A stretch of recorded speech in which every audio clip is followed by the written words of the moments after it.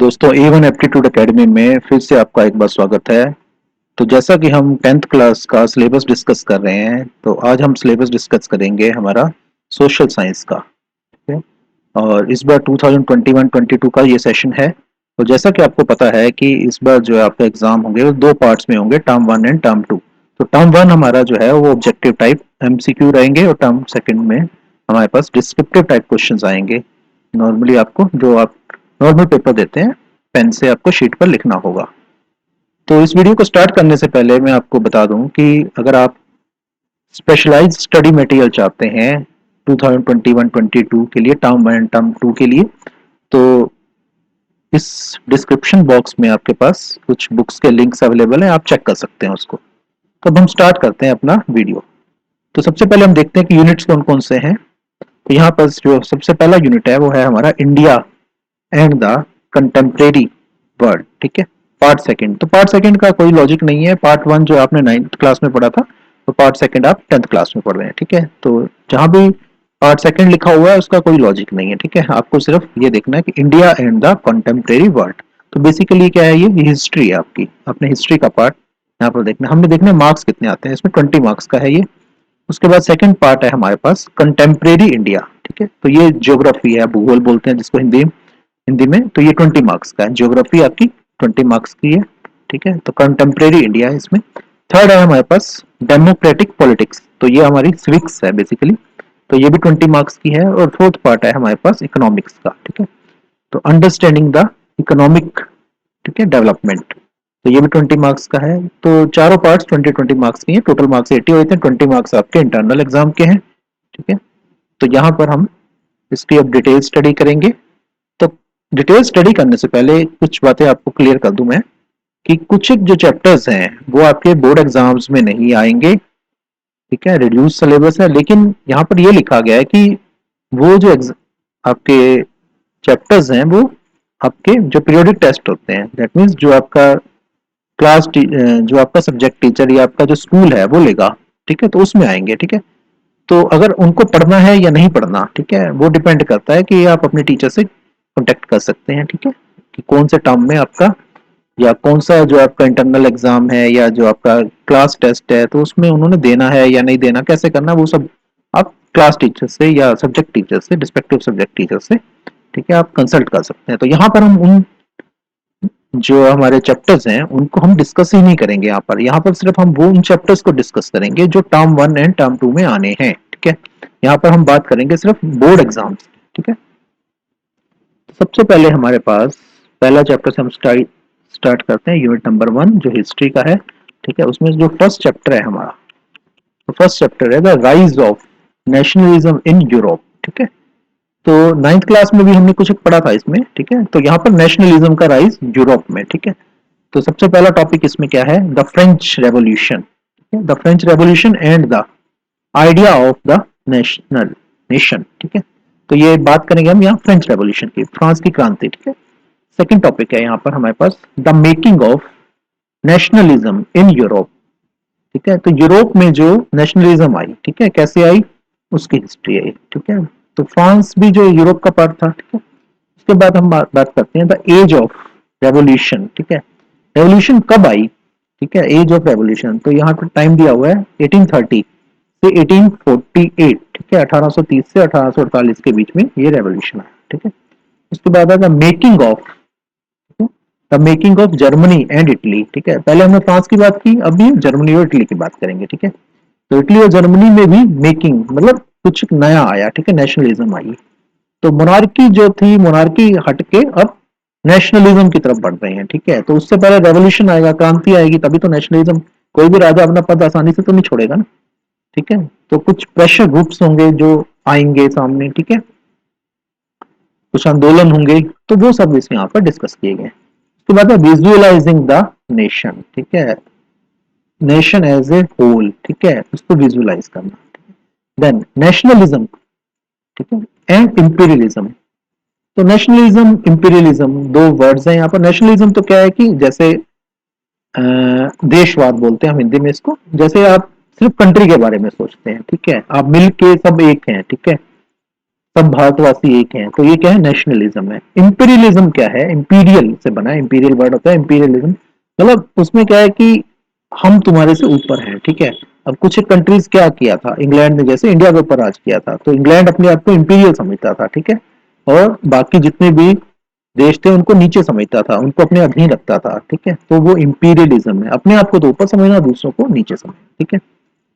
उसके बाद हम सेकंड चैप्टर पर आते हैं, तो सेकंड चैप्टर है हमारा नेशनलिज्म इन इंडिया, ठीक है, ये सेकंड चैप्टर है। तो इससे पहले हम ये देख लेते हैं एक बार कौन कौन से जो चैप्टर्स हैं आपके यहाँ पर कट हैं, जो आपके सिलेबस में नहीं है, ठीक है। तो यहाँ पर हमारे पास थर्ड आ गया, फोर्थ आ गया, ठीक है। इसके बाद सेक्शन 2 है एवरीडे लाइफ, तो फिफ्थ भी आ गया यहाँ पर।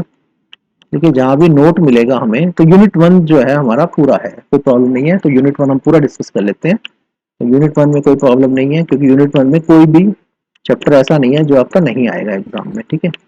तो हम थे फर्स्ट चैप्टर के ऊपर, सेकंड चैप्टर को देखते हैं। तो नेशनलिज्म इन इंडिया, ठीक है। तो इंडिया में जो नेशनलिज्म आई उसके बारे में बात करेंगे। तो फर्स्ट है इसमें द फर्स्ट वर्ल्ड वार, ठीक है। तो फर्स्ट वर्ल्ड वार कब हुई थी, ठीक है, 1914, ठीक है। उसके बाद क्या है, खिलाफत, ये खिलाफत आंदोलन हुआ था, ठीक है। दूसरा क्या है, नॉन कोऑपरेशन, ठीक है, नॉन कोऑपरेशन मूवमेंट, ये गांधी जी ने चलाया था, ठीक है। उसके बाद हम बात करते हैं डिफरिंग, ठीक है, differing stands with in the movement, ठीक है। अब जैसे गरम दल, नरम दल, ठीक है, तो कुछ मूवमेंट तो एक था, लेकिन उसके अंदर स्टैंड्स अलग अलग थे। कोई क्या चाहता था, कोई तो चाहता था कि मार काट के आजादी ले लो, कोई कहता था नहीं अहिंसा से ले लो, ठीक है। तो इस टाइप का ये डिफरिंग स्टैंड्स थे। उसके बाद आ गया टुवर्ड्स सिविल डिसओबीडियंस, ठीक है, ये सविनय अवज्ञा आंदोलन, ये मूवमेंट का नाम है, ठीक है। सिविल डिसओबीडियंस, सब मिलके अंग्रेजों का कहना ही ना मानो, ठीक है, तो वो क्या है, सिविल डिसओबीडियंस। उसके बाद आती है बात द सेंस ऑफ, ठीक है, the sense of collective belonging, ठीक है। तो इसका मीनिंग क्या है कि अगर हम सब मिलके, ठीक है, कलेक्टिव बिलोंगिंग मतलब सब अपने आप को अटैच कर लो, ये समझो कि सबका काम है, ठीक है, सबका ही काम है ये कलेक्टिव बिलोंगिंग। तो अब आते हैं हम थर्ड चैप्टर पे, the making of global world, ठीक है। और पूरा जो ग्लोबल वर्ल्ड है वो कैसे बना, हिस्ट्री चल रही है, ठीक है। तो यहाँ पर क्या है, द प्री मॉडर्न वर्ल्ड, ठीक है, द प्री मॉडर्न वर्ल्ड, जो अभी हमें वर्ल्ड दिख रहा है वो क्या है, मॉडर्न वर्ल्ड, तो उससे पहले वाला जो टाइम था, ठीक है, वो कैसा था। उसके बाद आई थी बात द 19th, ठीक है, 19th सेंचुरी, 19वीं सदी, ठीक है। तो 19वीं सदी में भी एक टाइम पीरियड दिया गया है, 1815 से लेकर 1914 तक का टाइम है ये, ठीक है। पूरी जो सदी है उसको हमने नहीं डिस्कस करना, हमने एक पर्टिकुलर टाइम पीरियड को यहाँ पर स्टडी करना है। उसके बाद है द इंटर वार इकोनॉमी, वार के बीच में जो इकोनॉमी थी वो कैसी थी, ठीक है। वार कौन सी वार हो रही है, first world war, second world war, ठीक है, उनके बीच में जो इकोनॉमी की हालत थी वो कैसी थी, ठीक है, ग्लोबल इकोनॉमी की। उसके बाद है रीबिल्डिंग ए वर्ल्ड इकोनॉमी, ठीक है। अब वार हो गई, उसके बाद इकोनॉमी कैसे, ठीक है, बनानी है, ठीक है। बहुत नुकसान हुआ वार में, ठीक है, तो पोस्ट वार इरा, ठीक है। तो नुकसान तो हो गया बाज में, फर्स्ट वर्ल्ड वार हुई, सेकंड वर्ल्ड वार हुई, तो उसके बाद रीबिल्ड तो करना है ना इकोनॉमी को, तो वो सब कैसे हुआ, ठीक है। तो ये जो चैप्टर था थर्ड, ये बेसिकली वर्ल्ड से रिलेटेड था, ग्लोबल, ठीक है। उसके बाद फोर्थ चैप्टर है द एज ऑफ इंडस्ट्रियलाइजेशन, ठीक है।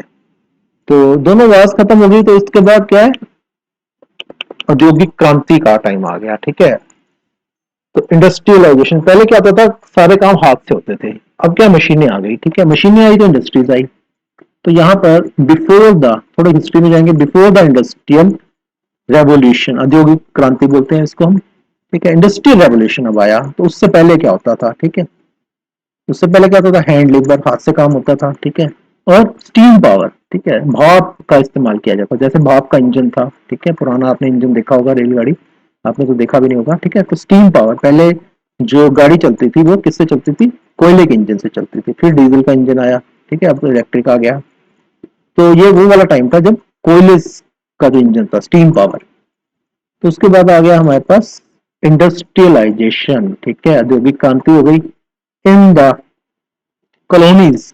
यहाँ जो कॉलोनीज का मतलब क्या है कि जैसे ब्रिटिश राज में जो इंडिया एक कॉलोनी थी, ठीक है, राज तो कोई और कर रहा है, तो जो अधीन कंट्री है, ठीक है, जो पराधीन है, ठीक है, जो उसके अंडर आते हैं, वो क्या है, कॉलोनीज बोलते थे। तो अंग्रेजों की कॉलोनी क्या थी, इंडिया भी थी, एक कॉलोनी थी अंग्रेजों की, तो वहां पर इंडस्ट्रियलाइजेशन की बात।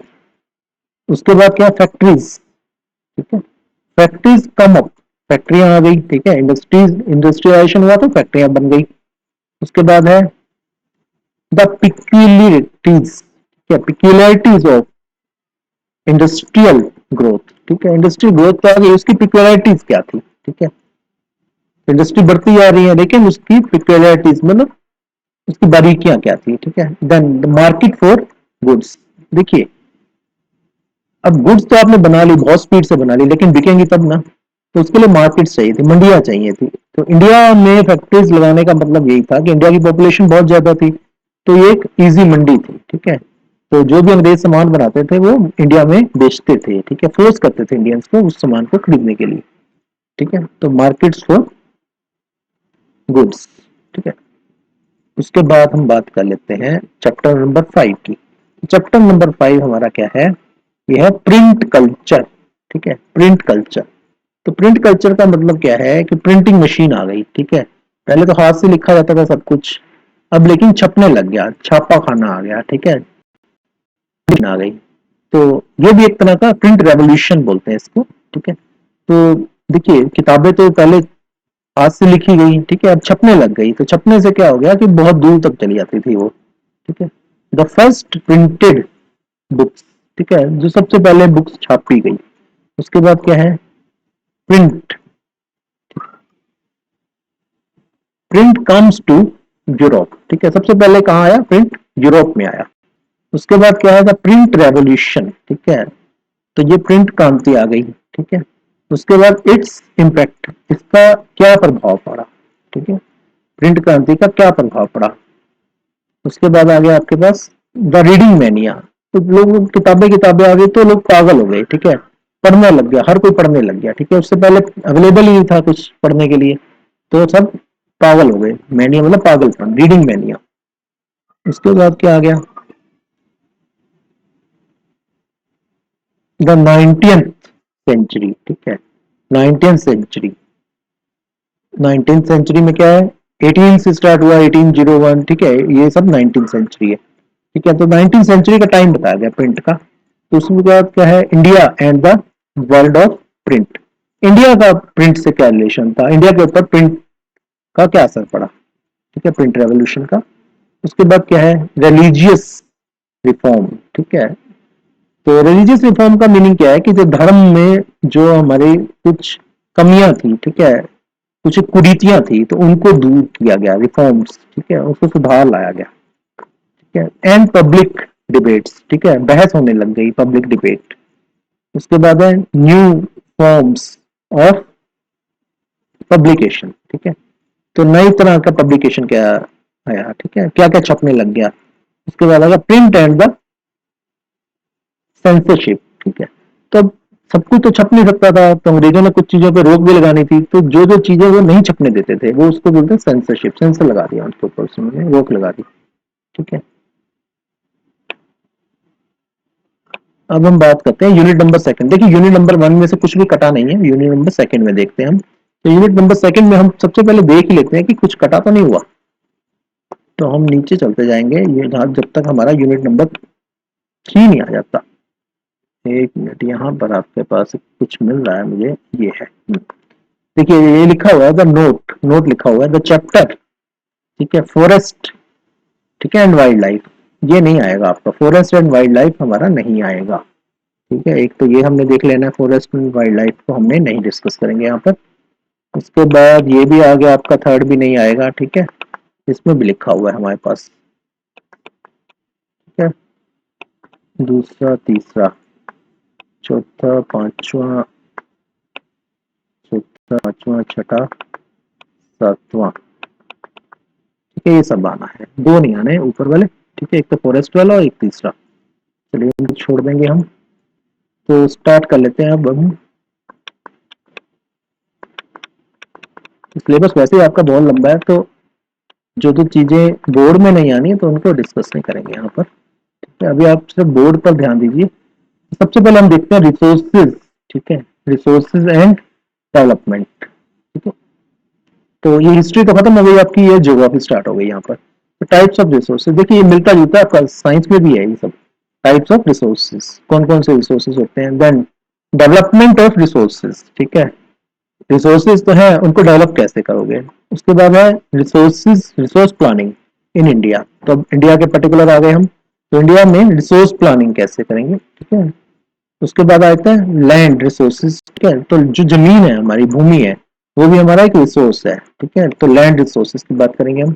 देन लैंड यूटिलाइजेशन, ठीक है, लैंड को यूटिलाइजेशन कैसे करना है हमें, ठीक है, लैंड का यूज कैसे करना है। Then land use pattern in India, ठीक है, इंडिया के अंदर लैंड यूज पैटर्न क्या होता है, ठीक है, हम किस तरह से लैंड का यूज करना है। उसके बाद आता है हमारे पास लैंड डिग्रेडेशन, ठीक है, ज्यादा यूज करेंगे तो हमारी जो जमीन है वो डिग्रेड हो जाएगी, ठीक है। उसको बचाना है तो उसके लिए टर्म क्या है, कंजर्वेशन, ठीक है। कंजर्वेशन मेजर्स, मतलब उसको बचाने के लिए हम कौन कौन से उपाय करते हैं, वो है कंजर्वेशन मेजर्स, ठीक है। जब एक बार लैंड डिग्रेड हो गई, ठीक है, उसके बाद आता है हमारा सॉइल। सॉइल क्या है, हमारी मृदा या मिट्टी, ठीक है, एज ए रिसोर्स, ठीक है। मिट्टी भी हमारा रिसोर्स है, क्योंकि मिट्टी अच्छी क्वालिटी की होगी तो तभी फसल अच्छी होगी।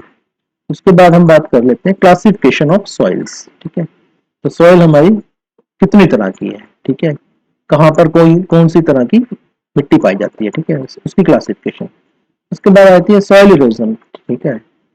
तो जैसे जमीन आ गई, नदी आ गई, नदी सॉइल को अपने साथ ले गई, इरोज हो गई, ठीक है, खड्डा हो गया वहां पर, ठीक है, जमीन नीचे चली गई, ठीक है, तो वो क्या है, सॉइल इरोजन है, ठीक है। उसके बाद क्या है, सॉइल कंजर्वेशन, ठीक है, मिट्टी को बचा के रखना है तो उसके कुछ उपाय करेंगे हम। दूसरा था हमारे पास फॉरेस्ट एंड वाइल्ड लाइफ, तो ये आपके नहीं है सिलेबस में, तो मतलब इसमें नहीं आना आपके बोर्ड एग्जाम में, तो इसको हम छोड़ देंगे, फॉरेस्ट एंड वाइल्ड लाइफ को, ये लिखा ही हुआ है। तीसरा भी आपका नहीं आना, वाटर रिसोर्सेज, ठीक है, इसके लिए भी लिखा हुआ है ये। तो अब हम सीधा आते हैं फोर्थ चैप्टर के ऊपर। तो फोर्थ चैप्टर आपका क्या है, एग्रीकल्चर है। एग्रीकल्चर में क्या, टाइप ऑफ फार्मिंग, ठीक है। फार्मिंग क्या होता है, किसान जो फसल उगाता है वो क्या फार्मिंग है, फार्म में जाता है, ठीक है, खेत में जाता है, तो कृषि मतलब हिंदी में बोल देते हैं इसको हम। उसके बाद आते हैं हमारे पास क्रॉपिंग, ठीक है, क्रॉपिंग पैटर्न, कौन सी फसल कब उगानी है, ठीक है, मौसम के अनुसार फसल उगाई जाती है, अदरवाइज तो होगी नहीं फसल। तो क्रॉपिंग पैटर्न क्या है, ठीक है, एक साल में कितनी फसलें लेनी है, तो वो पैटर्न आता है। उसके बाद आता है मेजर क्रॉप्स, कौन कौन सी मेजर क्रॉप्स हैं हमारे पास, ठीक है। देन आते हैं टेक्नोलॉजिकल एंड इंस्टीट्यूशनल रिफॉर्म्स, ठीक है, खेती में जो सुधार है, जैसे कृषि दर्शन आता था आपका प्रोग्राम, ठीक है, तो खेती में सुधार कैसे होगा, टेक्नोलॉजी का यूज करेंगे हम, ठीक है, या इंस्टीट्यूशनल फार्मिंग करेंगे, ठीक है, इंस्टीट्यूशन आ जाएगी, छोटे छोटा किसान तो क्या कर पाएगा सुधार, तो पूरा का पूरा एक इंस्टीट्यूट आ जाएगा, इंस्टीट्यूशन आ जाएगा, जो बहुत सारी जमीन को इकट्ठा फार्मिंग करेगा, ठीक है, वो मशीनी खेती करेंगे, ठीक है, अच्छी क्वालिटी के बीज लाएंगे, तो वो इंस्टीट्यूशनल फार्मिंग बोलते हैं। उसके बाद है इम्पैक्ट ऑफ ग्लोबलाइजेशन, वैश्वीकरण ऑन एग्रीकल्चर, ठीक है। तो वैश्वीकरण का क्या इम्पैक्ट है, अच्छी क्वालिटी का बीज आएगा, ठीक है, हमारा जो माल है वो बाहर भी जा सकता है, तो वो सब क्या है, ग्लोबलाइजेशन का क्या इम्पैक्ट है कृषि के ऊपर।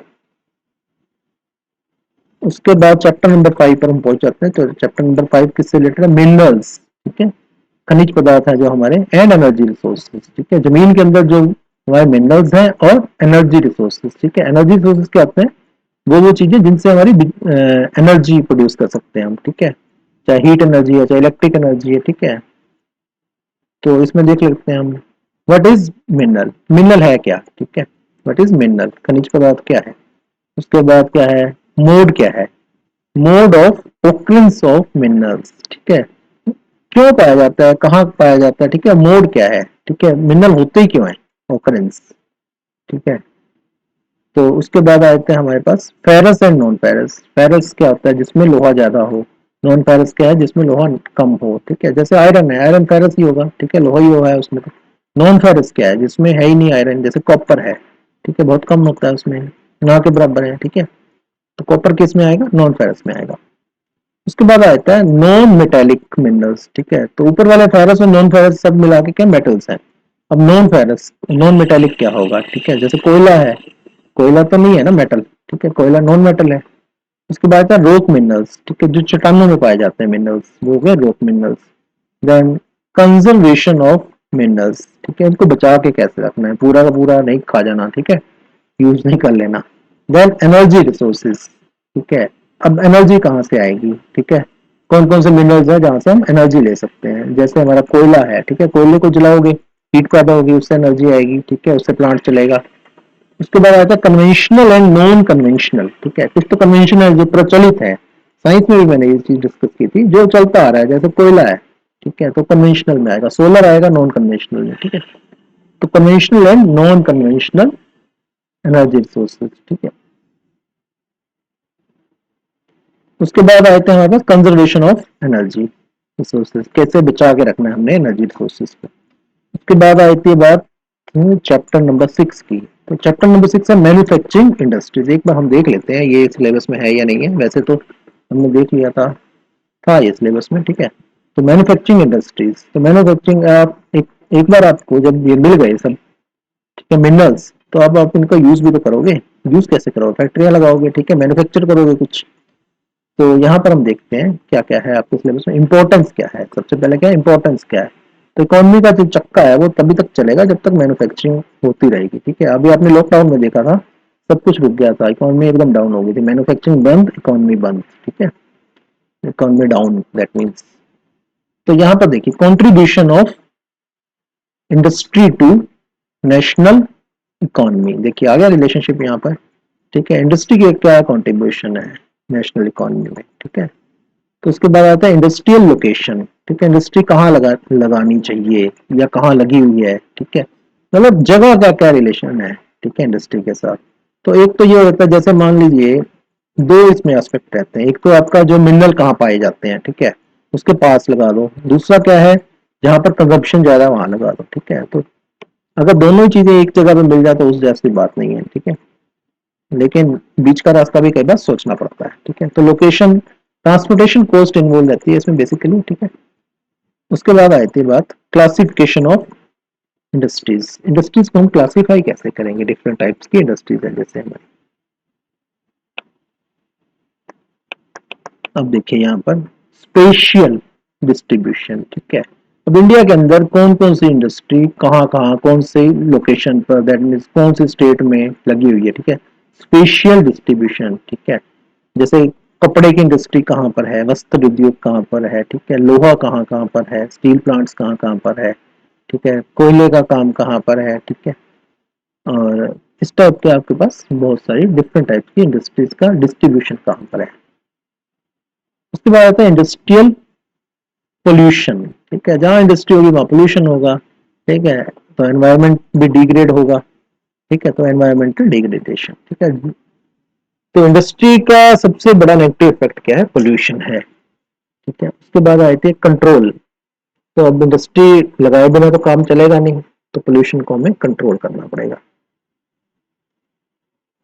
अब चैप्टर नंबर 7 है हमारे पास life lines of national economy, ठीक है, लाइफ लाइन्स। तो इसमें देखते हैं क्या क्या चीज आती है लाइफ लाइन्स नेशनल इकोनॉमी की। तो सबसे पहले आती है ट्रांसपोर्ट, ठीक है, एक जगह से दूसरी जगह हमने जाना है या गुड्स में जाना है, ठीक है, सामान में जाना है, ठीक है, तो कैसे जाएंगी, सबसे पहले रेलवे से। आपने मालगाड़ी देखी होगी, तो इंसान से ज्यादा इंपॉर्टेंट है माल, ठीक है, माल नहीं पहुंचेगा तो काम रुक गया सारा, ठीक है। तो मालगाड़ियां चलती हैं, बड़ी है, बड़ी बड़ी मालगाड़ियां, ठीक है, बहुत हैवी हैवी सामान जाता है, तो रेलवेज लेके जाते हैं, ठीक है। तो रेलवेज का जो नेटवर्क है पूरे इंडिया में वो है, ठीक है, बहुत कम ऐसी जगह जहाँ पर रेलवे लाइन ना हो, ठीक है। इस तरह से पाइपलाइंस हैं, ठीक है, देन वाटरवेज है। तो वाटरवेज इतनी कॉमन नहीं है इंडिया के अंदर, ठीक है, दूसरे कंट्रीज में जबकि जहाँ पर है सिस्टम तो वहां पर वाटरवेज भी है। एयरवेज, ठीक है, तो मेजर सिटीज तो कनेक्टेड है एयरवेज से, ठीक। तो तीन तरह का ये रहता है, ठीक है।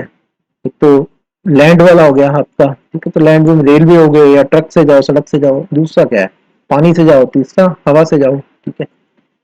उसके बाद आता है कम्युनिकेशन, ठीक है। अब कम्युनिकेशन क्या है, कॉन्टेक्ट एक दूसरे से कैसे करेंगे, ठीक है, पहले तो टेलीफोन होते थे वैसे वाले, ठीक है, अब तो मोबाइल आ गया, कोई प्रॉब्लम भी नहीं है। ठीक है, मेल आ गई, तो कम्युनिकेशन की कोई प्रॉब्लम नहीं रही अब। ठीक है, विद इन सेकेंड्स कम्युनिकेशन हो जाता है। उसके बाद आ गया इंटरनेशनल ट्रेड। ठीक है, तो डोमेस्टिक ट्रेड और इंटरनेशनल ट्रेड, डोमेस्टिक मतलब विद इन इंडिया, इंटरनेशनल मतलब आउटसाइड इंडिया, तो दूसरे कंट्रीज के साथ जो हमारा ट्रेड होता है उसको बोलते हैं international trade. Then tourism as a trade, तो देखिए बहुत सारे ऐसे ऐसे कंट्रीज हैं जिनकी जो पूरी पूरी इकोनॉमी है वो टूरिज्म पर डिपेंड करती है। ठीक है, तो इंडिया तो बहुत बड़ा कंट्री है, लेकिन इंडिया के अंदर टूरिस्ट प्लेसेस डेवलप नहीं हो पाए। ठीक है, टूरिस्ट प्लेसेस बहुत सारे हैं लेकिन उनका डेवलपमेंट नहीं हो पाया, तो इस वजह से टूरिज्म जो है वो हेल्प नहीं कर पा रहा इकोनॉमी को बूस्ट करने में। ठीक है, उसके बाद आता है हमारे पास भूगोल खत्म हो गया, दैट मीन्स ज्योग्राफी खत्म हो गई हमारे पास। तो यूनिट नंबर 3 जो है वो democratic politics, that means civics आ गया। तो यहाँ पर भी हम एक बार देख लेते हैं कि कौन कौन सा चैप्टर आपका सिलेबस में नहीं है, फर्स्ट सेकंड थर्ड। देखिए यहाँ पर ये आ गया, तो यहाँ पर चैप्टर, ठीक है, डेमोक्रेसी एंड, ठीक है, डाइवर्सिटी, देखते हैं कौन सा चैप्टर था, डेमोक्रेसी एंड डाइवर्सिटी। तो democracy and diversity chapter number 3 हमने नहीं देखना है यहाँ पर। ठीक है, तो हमें याद रखना पड़ेगा, 3 नहीं देखना हमने। उसके बाद हमारा 4th है, ठीक है, 3 के बाद 5th नहीं देखना, देखिए 5th में भी लिखा हुआ है, 3rd 5th, देन नहीं नहीं नहीं, 3rd 5th, ये आ गया एक और लॉटरी आपकी, लास्ट वाला 7th। ठीक है, तो एक लॉटरी है आपकी जो बोर्ड में नहीं आना, सिलेबस उतना रिड्यूस हो जाएगा। 8th है, चलिए 3rd 5th और 8th ये नहीं देखने हमने, तो बाकी देख लेते हैं हम।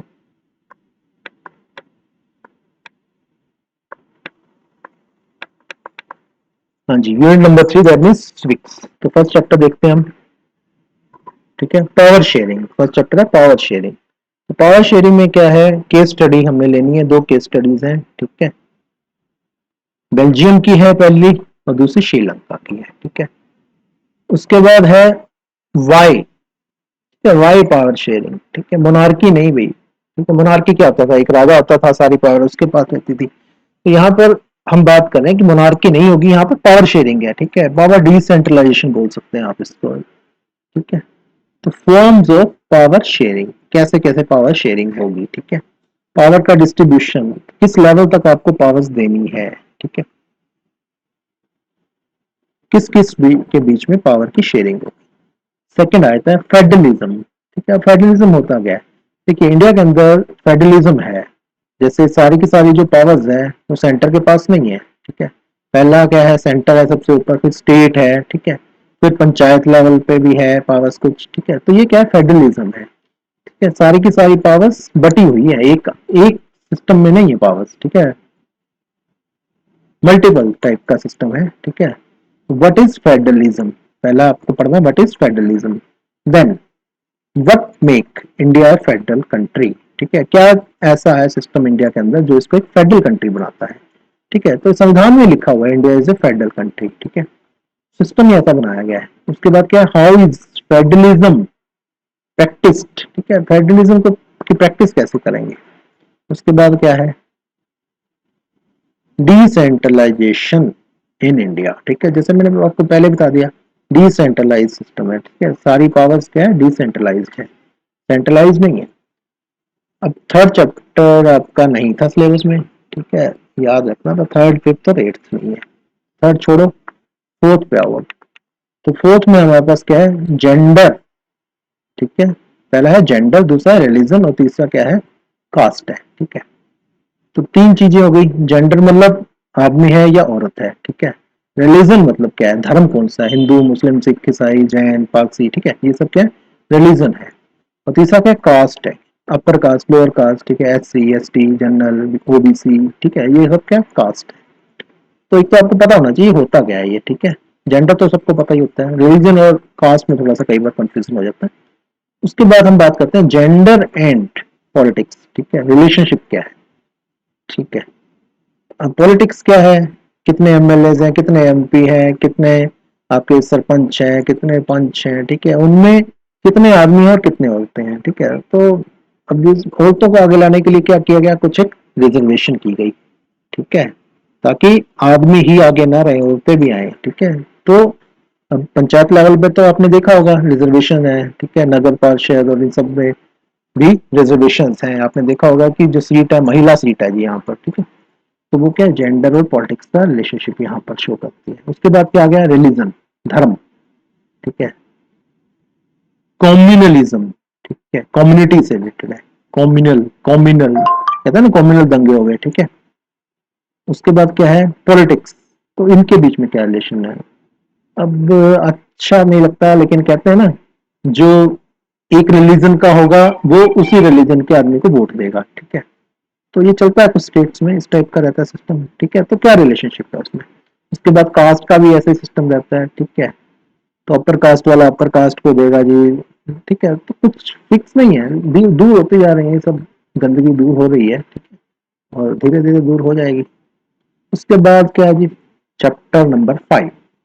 चैप्टर नंबर 5 भी सिलेबस में नहीं है, चैप्टर नंबर 6 में चलते हैं। तो चैप्टर नंबर 6 में पॉलिटिकल पार्टीज, तो पॉलिटिकल पार्टीज, ठीक है। तो आपको पता ही है पॉलिटिकल पार्टी क्या होती है, बीजेपी, कांग्रेस, ठीक है, ये सब क्या पॉलिटिकल पार्टीज हैं, ठीक है। Why do we need political parties, ठीक है। अब इंडिया के अंदर डेमोक्रेसी है, डेमोक्रेसी बिना पॉलिटिकल पार्टी के तो चल नहीं सकती, ठीक है। तो कितनी पॉलिटिकल पार्टीज होनी चाहिए, दूसरा ये हाउ मेनी पॉलिटिकल पार्टीज। अब अमेरिका में तो दो ही होती है ना, इंडिया के अंदर क्या सिस्टम, मल्टी पार्टी सिस्टम, जितनी मर्जी बनाओ, कोई लिमिट नहीं, ठीक है। उसके बाद नेशनल पॉलिटिकल पार्टीज, ठीक है। नेशनल पॉलिटिकल पार्टीज जैसे बीजेपी मैंने बताया, कांग्रेस बताया, ये क्या है, नेशनल पॉलिटिकल पार्टीज, ठीक है। इनके उम्मीदवार पूरे नेशन में मिलेंगे आपको, ठीक है। उसके बाद है स्टेट पार्टीज। अब कुछ एक पार्टीज ऐसी हैं जो एक स्टेट तक ही लिमिटेड है, जिनका ज्यादा हो, ठीक है। पता ही है आपको स्टेट पार्टीज कौन सी है, ठीक है। उसके बाद आती है चैलेंजेस टू पॉलिटिकल पार्टीज, ठीक है, क्या क्या चैलेंज होते हैं किसी भी पॉलिटिकल पार्टी के सामने। Then how can parties be reform, ठीक है, रिफॉर्म्स कैसे लाएंगे हम पॉलिटिकल पार्टीज में। जैसे कहते हैं ना कि ऐसे उम्मीदवार मत खड़े करो, ठीक है, जो दागी हो, ठीक है, जिनके ऊपर क्रिमिनल केस हो। तो रिफॉर्म्स पॉलिटिकल पार्टीज कैसे लाएंगी, ठीक है, अपने अंदर सुधार कैसे लाएंगे। उसके बाद आते हैं हम चैप्टर नंबर 7 पे। चैप्टर नंबर 7 पर हमारे पास क्या है, आउटकम्स ऑफ डेमोक्रेसी, ठीक है। डेमोक्रेसी तो हमने बना दी, लेकिन उससे क्या हमें फायदे मिले या नुकसान मिले, ठीक है, आउटकम्स क्या है उसके, ठीक है। How do we assess democracies outcomes. अब असेस कैसे करेंगे डेमोक्रेसी के आउटकम्स को, ठीक है। तो क्राइटेरिया तो होना चाहिए असेसमेंट का, पहला तो ये है कि असेस कैसे करें। उसके बाद क्या है, अकाउंटेबल, ठीक है। अकाउंटेबल मतलब क्या होता है, ठीक है, पब्लिक के आगे जो पेश हो, ठीक है, अकाउंटेबल, ठीक है, लेखा जोखा रखे। उसके बाद क्या है, रिस्पॉन्सिव, रिस्पॉन्स दे। और तीसरा क्या है, लेजिटिमेट। तो लेजिटिमेट क्या है, जो लीगल तरीके से, ठीक है। और ये क्या होनी चाहिए, गवर्नमेंट की क्वालिटीज होनी चाहिए, ठीक है। एक तो पब्लिक के सामने लेखा जोखा रखे, पहली बात। दूसरा क्या है, रिस्पॉन्सिव होनी चाहिए, ठीक है, ये नहीं रिस्पॉन्स ही नहीं दे रहे। और तीसरा क्या, लेजिटिमेट, जो भी हो मतलब न्याय संगत हो। उसके बाद क्या, इकोनॉमिक ग्रोथ, ठीक है, इकोनॉमी की जो ग्रोथ है, एंड डेवलपमेंट, ठीक है, इकोनॉमिक ग्रोथ एंड डेवलपमेंट। तो ग्रोथ होगी तो डेवलपमेंट अपने आप होगा। उसके बाद क्या है, रिडक्शन ऑफ, ठीक है, इनइक्वालिटी, ठीक है। तो इनइक्वालिटी मतलब कोई गरीब है, कोई अमीर है, ये एक तरह की इनइक्वालिटी होगी, ठीक है।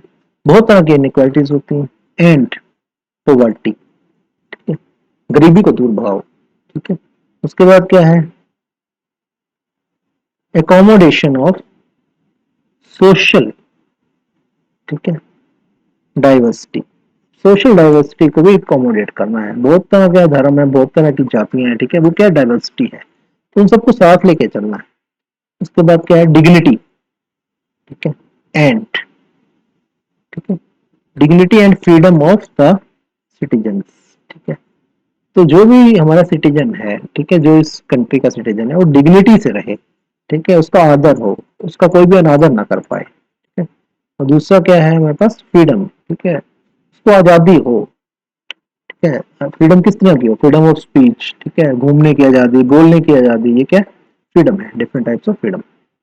तो ये चैप्टर नंबर 7 था। चैप्टर नंबर 8 भी आपके सिलेबस में नहीं था, ठीक है, तो इसको हम यहाँ पर खत्म करते हैं। अब नेक्स्ट पे आए थे यूनिट नंबर 4। तो यूनिट नंबर 4 इकोनॉमिक्स से रिलेटेड है, इकोनॉमिक डेवलपमेंट से रिलेटेड है। तो फर्स्ट चैप्टर इसमें पहले हम देख लेते हैं कौन कौन से नहीं है आपके सिलेबस में, तो वो ज्यादा अच्छा रहेगा। फर्स्ट है, सेकंड भी है आपका, थर्ड भी है, यहाँ लॉटरी नहीं लगी, फोर्थ भी है, फोर्थ भी है, फिफ्थ नहीं है, ठीक है। तो फर्स्ट 4 चैप्टर्स हैं, फिफ्थ नहीं है। इकोनॉमिक्स में से ज्यादा कटिंग नहीं दी गई, सिलेबस कम था। तो चैप्टर नंबर 1 की बात करें हम, डेवलपमेंट, ठीक है, इकोनॉमिक डेवलपमेंट है, डेवलपमेंट का मीनिंग है economic development. Now what development, ठीक है, प्रोमिसेस, ठीक है, डेवलपमेंट क्या प्रॉमिस करता है, डिफरेंट पीपल, ठीक है, जो अलग अलग लोग हैं, डिफरेंट गोल्स, ठीक है, हर एक इंसान का अपना अपना गोल है, कुछ तो अपना घर भर लेगा, ठीक है, तो उनके लिए वही इकोनॉमिक डेवलपमेंट है। कंट्रीज कहीं भी जाए, ठीक है, कंट्री का पैसा अपने घर में ले आए, तो उनका अपना गोल है, ठीक है, हाउस होल्ड डेवलपमेंट होना चाहिए, ठीक है। तो अलग अलग लोगों के लिए अलग अलग मीनिंग है डेवलपमेंट के। उसके बाद क्या है, इनकम एंड अदर गोल्स, ठीक है। अब डेवलपमेंट का एक जो क्राइटेरिया वो क्या है, इनकम है। अगर आपकी इनकम अच्छी तो दैट मीन्स डेवलपमेंट हो रहा है, इनकम नहीं अच्छी तो डेवलपमेंट नहीं हो रहा। लेकिन इनकम के साथ और कौन कौन से गोल्स हैं, ठीक है। उसके बाद आते हैं नेशनल, ठीक है, नेशनल डेवलपमेंट, ठीक है, नेशनल डेवलपमेंट पूरे कंट्री का डेवलपमेंट होना चाहिए। नहीं ये नहीं कि एक इंसान का ही, एक इंसान का ही डेवलपमेंट हो गया तो उसका कोई यूज नहीं ना। उसके बाद क्या, how to compare different countries और स्टेट्स, ठीक है। अब डेवलपमेंट के अकॉर्डिंगली कैसे, अगर डेवलपमेंट का क्राइटेरिया लेते हैं तो डिफरेंट कंट्रीज और स्टेट्स को कैसे हम कंपेयर करेंगे, ठीक है। जैसे मान लीजिए पंजाब ज्यादा डेवलप्ड है या बिहार ज्यादा डेवलप्ड है, इंडिया ज्यादा डेवलप्ड है या अमेरिका ज्यादा डेवलप्ड है, ठीक है, ये कंपेरिजन हो गया ना। उसके बाद आता है income and other criteria, income के आधार पर कर सकते हैं और other criteria. Then public facilities, ठीक है, पब्लिक फैसिलिटीज के आधार पर कर सकते हैं। Then sustainability of development, development ऐसा करो जो सस्टेनेबल हो, जो रहे, कायम रहे, ये नहीं कि आज किया कल खत्म, ठीक है। तो सेकंड चैप्टर पे आते हैं अब, sectors of the Indian economy. अब इंडियन इकोनॉमी के सेक्टर्स कौन कौन से हैं डिफरेंट। तो पहला है सेक्टर ऑफ इकोनॉमिक एक्टिविटीज, ठीक है, सेक्टर्स ऑफ इकोनॉमिक एक्टिविटीज, इसमें आपको नाम बता देगा, ठीक है। उसके बाद आ गया कंपेयरिंग, कंपेरिजन करना है कौन कौन से 3 सेक्टर्स का, ठीक है, कंपेरिजन ऑफ 3 सेक्टर्स, ठीक है। उसके बाद आता है प्राइमरी, सेकेंडरी एंड टर्शरी, ठीक है, 3 तरह के सेक्टर्स हो गए, primary, secondary and tertiary sectors in India. उसके बाद दूसरा जो डिवीजन है हमारा वो किस पर है, division of sectors as organised and unorganised, organised, ठीक है। अब इंडिया के अंदर बहुत सारी पॉपुलेशन कैसी है जो अनऑर्गेनाइज सेक्टर में काम करते हैं, जैसे लोग किसान है, ठीक है, अपने अपनी जमीन अपना अपना काम कर रहे हैं और अनऑर्गेनाइज वे में काम कर रहे हैं, कोई ऑर्गेनाइजेशन के तौर पर नहीं है, ठीक है। लेकिन अगर आप एक अच्छी जैसे कंपनी में लगे हैं, ठीक है, तो ऑर्गेनाइज वे में काम कर रहे हैं आप, ठीक है। जैसे आप टीसीएस ले लीजिए, इन्फोसिस ले लीजिए, टाटा स्टील ले लीजिए, ठीक है, तो ऑर्गेनाइज्ड एक सेक्टर में आप काम कर रहे हैं, ठीक है। तो इंडिया के अंदर बहुत सारी पॉपुलेशन अनऑर्गेनाइज, अब लेबर देख लीजिए आप, डेली लेबर मजदूर है बेचारे, तो ये क्या अनऑर्गेनाइज सेक्टर, कोई फैसिलिटीज नहीं मिलती ना इनको। तो उसके बाद आते हैं हम सेक्टर्स इन टर्म्स ऑफ, ठीक है, ओनरशिप, ठीक है। अब इसके आधार पर हम डिवाइड करेंगे, ठीक है, ओनरशिप किसकी है, ठीक है, एक तो पब्लिक हो गया, दूसरा प्राइवेट हो गया, ठीक है, पब्लिक एंड प्राइवेट सेक्टर। तो पब्लिक में क्या है, गवर्नमेंट रहेगी, ठीक है, शेयर होल्डर्स रहेंगे, पीएसयूज रहती है या प्योरली गवर्नमेंट है, ठीक है, जैसे इंडियन रेलवे है तो गवर्नमेंट है, ठीक है। प्राइवेट में क्या है, प्राइवेट ओनर रहेगा, ठीक है, जैसे अब टाटा है, रिलायंस है, ये क्या प्राइवेट ओनरशिप है, प्राइवेट सेक्टर है ना। उसके बाद हम आ जाते हैं थर्ड चैप्टर पर, द मनी एंड क्रेडिट। तो मनी तो पता ही आपको पैसा है, क्रेडिट क्या है, उधार में आपको लोन मिल जाए वो है क्रेडिट, ठीक है। तो क्रेडिट को बड़ा आपने समझना, तो क्या है, वो आपका लोन है, ठीक है। आगे आगे हम कुछ गड़बड़ हो गई है, एक मिनट को हम वापस चलते हैं, जहाँ थे हम काफी नीचे आ गए।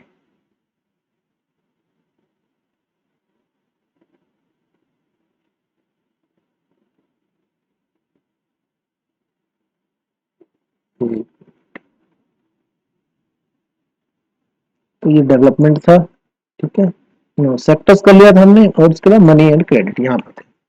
अब देखिए यहाँ पर क्या, money as a medium of exchange, ठीक है। तो पहले क्या होता था, लोग एक चीज के बदले में दूसरा चीज ले लेते थे, ठीक है। किसी के पास जो सामान ज्यादा होगा तो दूसरे को देकर उसके बदले में दूसरा ले लेते, लेकिन ये प्रॉब्लम आती थी। तो अब मनी क्या है, अब आप बाजार में जाके कुछ भी खरीद सकते हैं, पैसा दो सामान लो, ठीक है। अब क्या है इसमें, मॉडर्न, ठीक है, मॉडर्न फॉर्म्स ऑफ मनी, ठीक है। आजकल नई तरह की मनी, ठीक है। अब फिर सिक्के और रुपए खत्म होते जा रहे हैं, ठीक है। इलेक्ट्रॉनिक मीडिया आ गया, ठीक है। इलेक्ट्रॉनिक करेंसी आ गई, ठीक है। बिटकॉइन तक पहुंच गए भाई, ठीक है। पेटीएम कर दो सब कुछ। तो मॉडर्न क्या है, उसके बाद आता है लोन, ठीक है। बैंक से लोन लेना है या कहीं से भी लोन लेना है, ठीक है। लोन एक्टिविटीज ऑफ बैंक, ठीक है। बैंक से लोन ले सकते हैं आप, ठीक है। उसके बाद आ गया टू डिफरेंट क्रेडिट सिचुएशंस, ठीक है। दो तरह की डिफरेंट क्रेडिट सिचुएशंस, लोन की कंडीशंस क्या है, दो तरह की अलग अलग। उसके बाद आता है टर्म्स ऑफ क्रेडिट, लोन तो मिल गया आपको, लेकिन टर्म्स एंड कंडीशन, किस बेसिस पर आपको लोन मिलेगा या नहीं मिलेगा, ठीक है।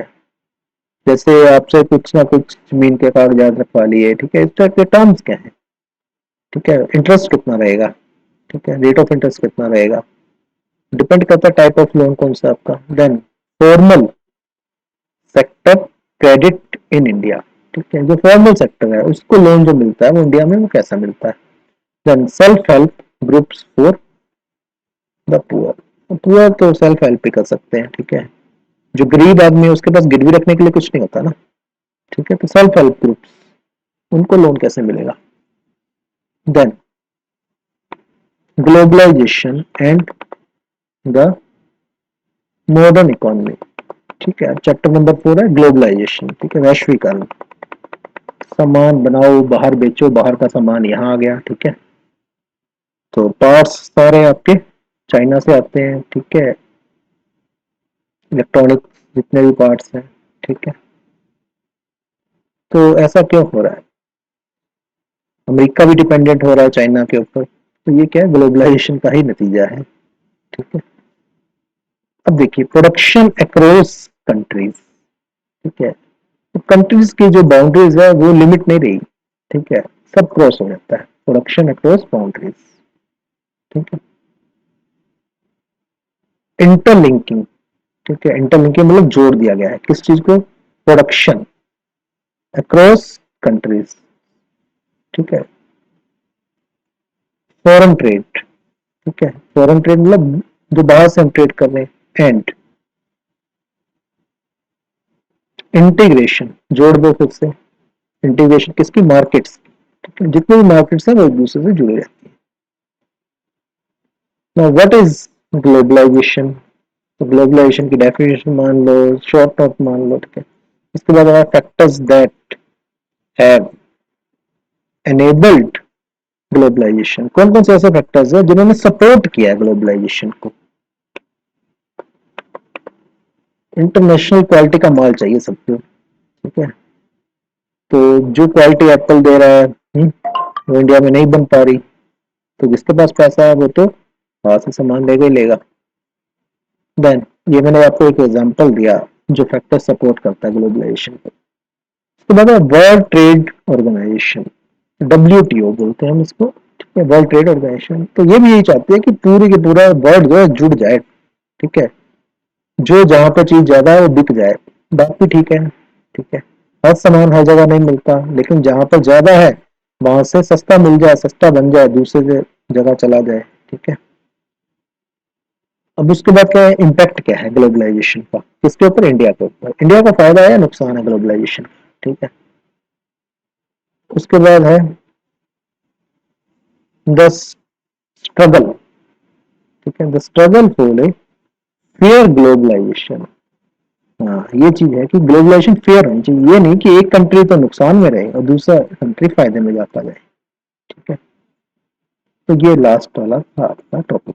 तो यहाँ पर कंप्लीट हो जाता है आपका ये सिलेबस। अब हम मैप देखेंगे। ठीक है, चैप्टर नंबर 5 को आपके सिलेबस में नहीं है, इस पर आपको सिर्फ प्रोजेक्ट बनाना है, तो ये प्रोजेक्ट में डाल दिया गया है चैप्टर नंबर 5, ये याद रखना। तो ये प्रोजेक्ट का मैं आपको डिस्कस नहीं करा रहा। ठीक है, प्रोजेक्ट तो आपका टीचर ही बनवाएगा आपसे। तो अब हम बात करेंगे सीधा मैप्स, क्योंकि मैप आपके 40 मार्क्स में आने हैं। ठीक है, तो मैप्स पे कौन कौन से टॉपिक्स है उसको एक बार हम देखेंगे, वीडियो ज़्यादा लंबा होता जा रहा है। तो यहाँ पर ये मैप का ही है, आ गया आपका मैप चल रहा है, ये आ गया मैप आपका। तो लिस्ट ऑफ मैप आइटम्स। ठीक है, क्लास 10th 2021-22, तो यही एक करनी है बस, आपने और कुछ नहीं करना है इसमें। तो सबसे पहले क्या, हिस्ट्री में से क्या आएगा, तो हिस्ट्री में से सबसे पहले इंडिया का आउटलाइन मैप मिलेगा आपको। ठीक है, अब उसमें आपने क्या करना, चैप्टर 3 है, ये साफ साफ लिखा हुआ है चैप्टर 3। ठीक है, नेशनलिज्म इसका नाम है, नेशनलिज्म इन इंडिया। ठीक है, तो ये टाइम कौन सा चल रहा था, 1918 से लेकर 1930। ठीक है, इसके बीच का टाइम था। और आपको क्या क्या मार्क करना है, लेबल करना है, वो यहाँ पर लिखा हुआ है। सबसे पहला क्या है, कैलकाटा पता होना चाहिए जी आपको। ठीक है, कलकत्ता में क्या हुआ था। ठीक है, ये साथ साथ आपको लिखा हुआ है। उसके बाद नागपुर पता होना चाहिए। ठीक है, उसके बाद मद्रास पता होना चाहिए। ठीक है, तो मैं बहुत ज़्यादा टाइम नहीं दूंगा इसमें, आपका शॉर्ट में करूंगा इसे खत्म, क्योंकि आपको सिर्फ मार्क करना है वहां पर। उसके बाद सेकंड में आते हैं। तो सेकंड में हमारे पास क्या क्या हुआ था ये आप देख सकते हैं, हिस्ट्री है। चंपारण में क्या हुआ था, ठीक है, चंपारण मार्क करना है आपको। ठीक है, दूसरा ये खेदा है, तो इसको मार्क करना है। अब सबसे पहले ये बताना चाहिए कौन कौन से स्टेट में है ये सब चीजें, चंपारण कहाँ है, खेदा कहाँ है। ठीक है, उसके बाद ये आ गया अहमदाबाद, तो आपको पता ही होगा कहाँ पर है। ठीक है, अमृतसर भी पता है आपको कहाँ पर है। ठीक है, चोरी चोरा कांड हुआ था। ठीक है, तो दांडी मार्च। तो ये सब आपका हिस्ट्री हो गया। अब हम आते हैं ज्योग्राफी के ऊपर। तो ज्योग्राफी में सबसे पहले देखिए, मैंने आपको पहले हाईलाइट कर चुका है, ये है मेजर। ठीक है, मेजर सॉइल टाइप्स। ठीक है, मिट्टी के प्रकार, मृदा के प्रकार। ठीक है, कौन कौन से होते हैं ये पता होना चाहिए आपको। उसके बाद आया था चैप्टर नंबर 3 से वाटर रिसोर्सेज। ठीक है, वाटर रिसोर्सेज में डैम्स का आइडिया होना चाहिए कि इंडिया के अंदर जो डैम्स है वो कौन कौन सी लोकेशन के ऊपर है। ठीक है, तो अब आपके पास ये देखिए, एफ होता है 6, G 7 और H 8, मतलब 8 हो गए ये। 8 डैम आपको स्पेसिफिक है, ये आपको करने हैं, लोकेशन आपको पता होनी चाहिए 8 के 8 डैम्स की। ठीक है, उसके बाद हम नीचे आते हैं चैप्टर नंबर 4 पर। तो चैप्टर नंबर 4 में क्या है, एग्रीकल्चर। तो एग्रीकल्चर में आपको ये दिया गया है, देखिए मेजर। ठीक है, areas of rice and wheat. ठीक है, चावल कहाँ होता है, व्हीट तो। ठीक है, राइस हो गया चावल, व्हीट क्या गेहूं। तो ये कहाँ कहाँ पर होता है, तो ये पता होना चाहिए। उसके बाद क्या है, लार्जेस्ट मेजर प्रोड्यूसर्स। ठीक है, स्टेट, सिर्फ स्टेट, किस किस के, शुगर केन गन्ना हो गया। उसके बाद टी हो गया, चाय, कॉफी बताइए आपको, देन रबर का पता है आपको। ठीक है, कॉटन, कपास। ठीक है, तो जूट। ठीक है, तो ये आपको स्टेट्स का नाम पता होना चाहिए। तो ये इनका स्टेट का नाम और साथ में आपको मार्क करना पड़ेगा साथ में। Chapter number 5, materials and energy resources. ठीक है, तो मटेरियल्स एंड मेटल्स, सबसे पहले हम आते हैं, मेटल्स कहाँ कहाँ पर है, कौन से मेटल्स हैं, आयरन है, आयरन और। ठीक है, आयरन और कहाँ से मिलता है हमें, तो ये लोकेशंस आपको मार्क करनी है। ठीक है, जैसे दुर्ग है। ठीक है, तो इस टाइप के आपको लोकेशन मार्क करनी है। तो ये स्पेसिफिक यही करनी है सिर्फ, और कुछ नहीं करना आपको। देन उसके बाद आता है आपके पास कोयला, कोल माइंस कहाँ कहाँ पर है। ठीक है, तो ये 4 कोल माइंस आपको देखनी है मैप के ऊपर कहाँ पर है। देन ऑयल फील्ड्स कहाँ पर है। ठीक है, तो ऑयल फील्ड्स आपके कितने हो गए, 6 हो गए, ये 6 ऑयल फील्ड्स आपको मार्क करने हैं। ठीक है, एक एक बार प्रैक्टिस कर लोगे, मैप्स का एक कॉपी लो, उसके ऊपर मार्क कर लो। देन पावर प्लांट्स हैं, पावर प्लांट्स कितनी तरह के हैं, सबसे पहला thermal power plant, 3 thermal power plant है। उसके बाद न्यूक्लियर पावर प्लांट कितने हैं, 4 हैं। ठीक है, इनको मार्क कर दो। देन चैप्टर नंबर 6, तो चैप्टर नंबर 6 में कॉटन इंडस्ट्री कहाँ पर है। ठीक है, कपड़ा वाला, कॉटन टेक्सटाइल। ठीक है, 5 है ये, 5 ये मार्क कर दो। उसके बाद आयरन एंड स्टील प्लांट्स कहाँ कहाँ पर है। ठीक है, तो ये भी मार्क कर सकते हैं, 6 प्लांट्स आपको दिखाए गए हैं। ठीक है, वो डिफरेंट था, और जहाँ पाया जाता है वो डिफरेंट है और स्टील प्लांट डिफरेंट है, ये ध्यान रखना है। कोयला जमीन से जहाँ, सॉरी लोहा जमीन से निकलता है, ठीक है, और स्टील प्लांट, ये दोनों में डिफरेंस है। सॉफ्टवेयर इंडस्ट्रीज कहाँ कहाँ पर है, ठीक है, कुछ तो पता ही होगा आपको ये, ठीक है। तो इसमें कितनी है, 8 है, एच तक है ना। देन चैप्टर नंबर 7 में मेजर पोर्ट्स, ठीक है, बंदरगाहें। तो बंदरगाहें आपके पास कितनी हो गई, ज्यादा हो गई है तो 7 8 9 10, 10 है, 10 बंदरगाहें, ठीक है, पोर्ट्स। उसके बाद है इंटरनेशनल एयरपोर्ट्स, कनाडा में सबको जाना होता है, ठीक है। तो ये तो पता होना चाहिए एयरपोर्ट्स कहाँ कहाँ पर है, इंटरनेशनल वाली, ठीक है। तो ये हमारा खत्म हो गया, ठीक है, सिलेबस, ठीक है। अब इसकी प्रिपरेशन के लिए बुक्स आपको डिस्क्रिप्शन बॉक्स में मिल जाएगी। तो वीडियो को हम ज़्यादा लंबा ना करते हुए यहीं पर एंड करते हैं। जय हिंद, जय भारत।